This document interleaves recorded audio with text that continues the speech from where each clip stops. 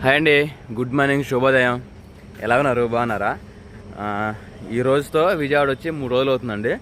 మన నైట్ బయలుదేరాం. నేను హాస్పిటల్ చూపించుకున్నాము. ఈ రోజేమో ఇంటికి వెళ్దాం అనుకుంటున్నాము. తర్వాత వచ్చేసి బండి కూడా కొంచెం ముందు టైర్ శుభ్రంగా అరిగిపోయింది. కొత్త టైర్ వేయించి అలానే కొంచెం బండికి సర్వీస్ చేయించుకొని బయలుదేరదామనే ఉద్దేశంతో ఉన్నమాట. అమ్మ నాన్నలు యథావిధిగా పనికి వెళ్ళిపోయారు ఉదయాన్నే. అంటే మనం ఇంతకుముందు మనుషులు పెట్టుకొని జీతాలకు వచ్చినప్పుడు ఎలా చేయకూడదు 6 గంటలకు పోయి పనికి వెళ్ళేవాళ్ళము. అదే రీతిగా ఇక్కడ కూలి చేసినా కూడా అంటే 5:30 కాంచి 9 గంటల దాకా ఒక కోటి, మళ్ళీ 9 గంటల కాంచి మళ్ళీ సాయంత్రం 5:30, 6 గంటల దాకా అదొక కూలి. అంటే అది ఫుల్ డే, ఇది హాఫ్ డే. మొత్తం రోజున్నర మీద మామూలు కూలి వచ్చేసేమో 900, తర్వాత వచ్చేసేమో ఒక 300. అటు ఓడి ఎక్స్ట్రా చేస్తున్నాం కదా, మొత్తం 1200 డబ్బులు. ఒక 6 గంటల కాంచి అంటే ఉదయం 6 గంటల కాంచి సాయంత్రం 6 గంటల చేస్తే భోజనాలు కూడా మనయాలి. అయితే కంపెనీ పని కదా, అంత ఉడుపు ఉండదు, అంత సులువుగా ఉండదు. మీడియంగా ఒళ్ళు కూడా చేసుకోవచ్చు. నాన్నలు అలాగా అమ్మ నాన్నలు ప్రశాంతంగా చేసుకోగలుగుతున్నారు వారం. అలానే శనివారం రంగాన్ని పేమెంట్ చేసుకోవడం అలాగా జరుగుతుందన్నమాట. తర్వాత వచ్చేసి మా బాబాయ్ వాళ్ళు యథావిధిగా వాళ్ళు ఫస్ట్ నుంచి వాళ్ళు ముగ్గురు కూడా పనికి వెళ్తున్నారు ఒక కంపెనీలో. మా నాన్నలు వేరే చోట చేస్తుంటే వాళ్ళు ఇంకొక చోట చేస్తున్నారు. ఇంకా మా చిన్నమ్మ కూడా లేచింది, ఇప్పుడే ఇంట్లో పనులు చేసుకుంటూ ఉన్నారు. వాళ్ళు ఎక్కువ నైట్ డ్యూటీలు చేస్తూ ఉంటారు అన్నమాట. మా బాబాయ్ అన్న మా చిన్నమ్మ వాళ్ళు ఇంకో డబుల్ డ్యూటీ చేస్తారు. ₹1 ఇంకా అదనంగా సంపాదించవచ్చు వాళ్ళు కూడా. మా బాబాయ్ ఇంకా లేవలేదు అనుకుంటా. నిన్నైతే ఉదయం లేచి ఎప్పుడు వచ్చారన్నా ఏదని చెప్పి పిల్లల్ని ఎత్తుకొని సరదాగా చాలాసేపు మాట్లాడుకుంటూ ఉన్నాము. మా చిన్నమ్మ, నేను, మా బాబాయ్ మహేంద్ర నేను రాత్రి సెంటర్కి వెళ్ళి సరదాగా ఏంద్రా విశేషాలు ఎలాగొన్నావు ఏందని కనుక్కొని అలా జరిగింది మాట.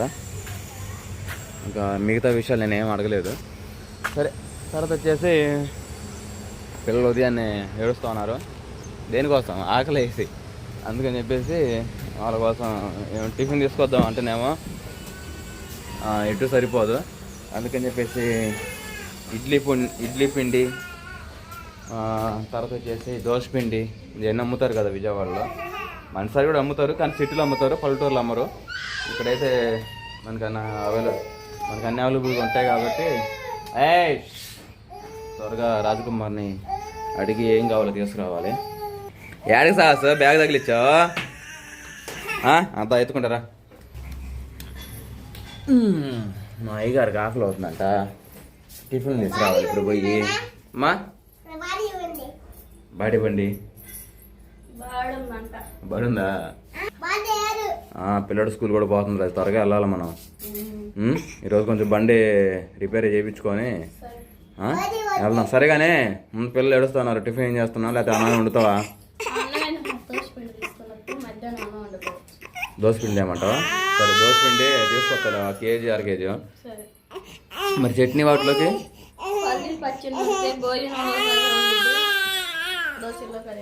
సరే మరి పోయి తీసుకొస్తాం మరి దోశపిండి. విశ్వదేవి దగ్గరకు వచ్చామండి. త్వరగా మనకు కావాల్సింది తీసుకొని బయలుదేరదాం. వెళ్దాం సాసు, లోనికి వెళ్దాంపా.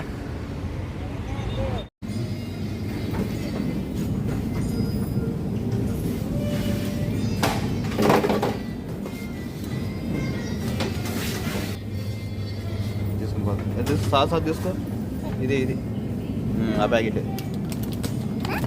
తీసుకుంటా.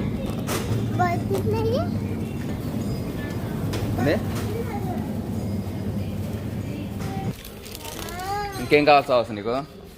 ఇంకేం కావాలి? ఎన్ని స్నాక్స్ ఐటమ్ వద్దులేరా. దోశ తీసుకున్నావుగా, బిస్కెట్లు తీసుకుంటావా? బిస్కెట్లు చాలా రకాలు ఉన్నాయి, ఏది తీసుకుంటావు?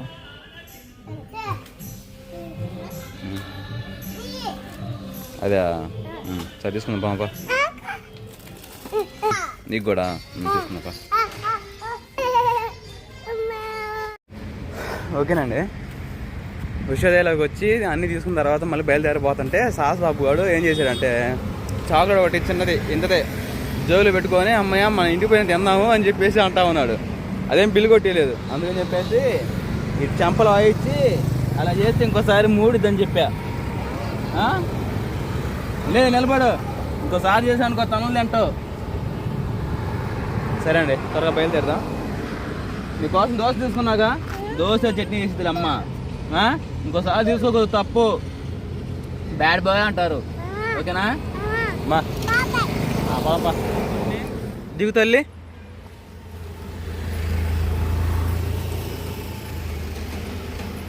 నీ కొడుకు ఏందో అలిగాడు, ఏందో కనుక్కో.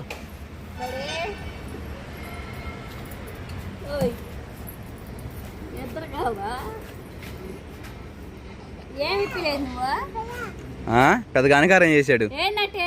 ఏందంటే అడుగు, ఏదో అడుగు, చెబుతాడు వాడే.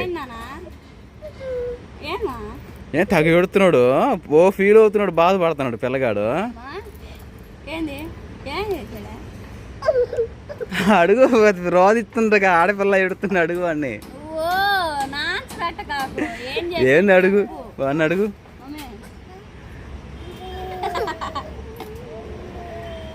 ఔషధాలు పోయి పిండి అవన్నీ తీసుకొని పిల్లలు కావాల్సింది స్నాక్స్ కూడా తీసుకున్నా, బిస్కెట్లు అవన్నీ.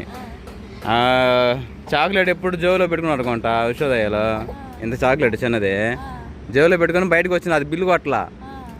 సువాసన చూపించి అమ్మాయి ఇంటికి పోయిన తిందాం మన ఇద్దరం అని అంటా ఉన్నాడు. దొంగతని చేసే అని అంటాడు.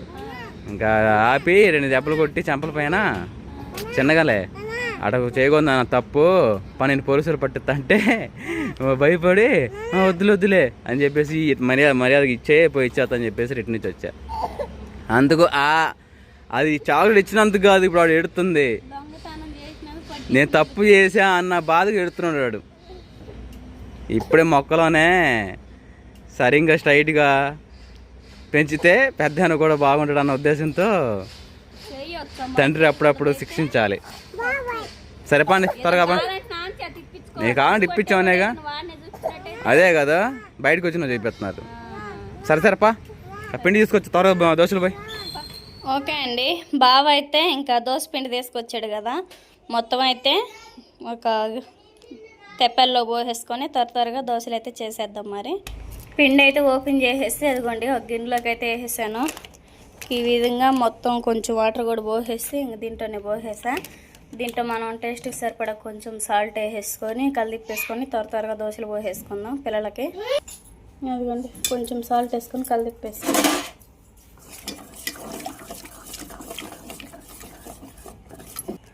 పిండి అయితే బాగా కలిపేస్తున్నాను, సాల్ట్ కూడా వేసేసుకున్నాను కదా, పెనుగు కూడా పెట్టేసా, వేడైంది.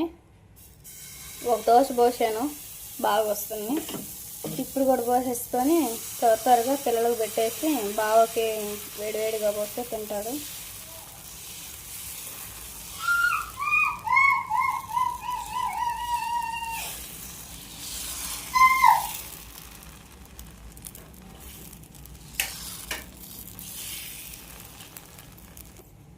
ఫస్ట్ దోశ ఇట్లా ఎంతమందికి వచ్చిద్దో కామెంట్ చేయండి. ఫస్ట్ పోసేది ఎంతే వచ్చిద్ది, తర్వాత పోసే కొంది బాగా వస్తాయి. రాజే ఎంతవరకు వచ్చింది? దోశలు పోస్తాను. పెడుతున్నా, పెట్టావా?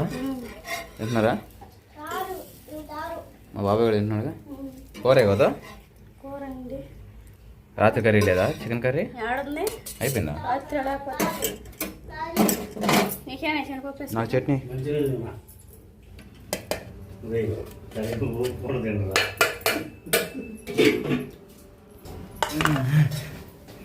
టేస్ట్ ఎలా ఉంది చూద్దాం.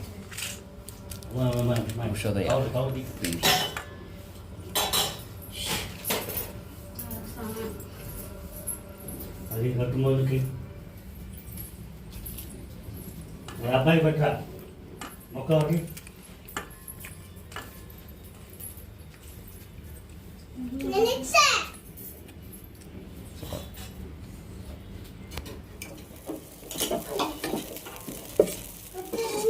ఓకే అండి, పక్క అయితే దోశలు పోస్తా అంటే బావాన పిల్లలు అయితే తింటా ఉన్నారు. ఈ విధంగా పోసేస్తున్నాం.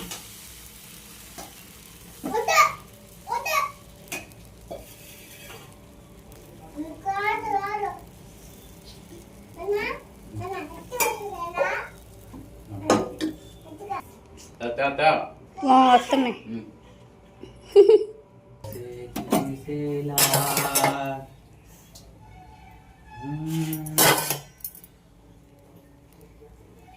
పోయడం ఆలస్యం. మా పిల్లలు మా ఆయన అయితే తీసుకురా అంటా ఉన్నారు.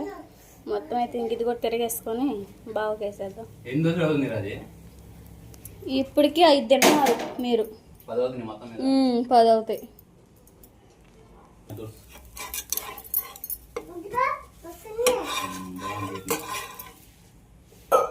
బాగుంది, సూపర్గా ఉన్నాయి కదా సుహాసిని.